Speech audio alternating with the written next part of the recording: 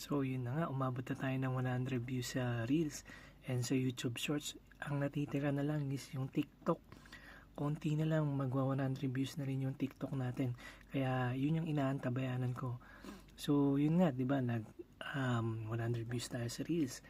Siyempre may celebration tayo. And ang nabili ko is ito, Fiori chocolate, and 1 gram lang to. Mura lang to, pero masarap kahit pa paano. And siyempre sa susunod, ang bibili natin is iba naman. Pag umabot na ng 100 views yung natin, yung TikTok account naman natin, inaantabayan na natin yun kasi siyempre kahit pa paano.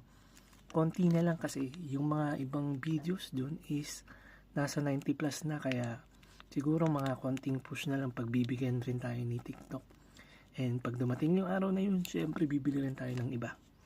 And mura lang syempre.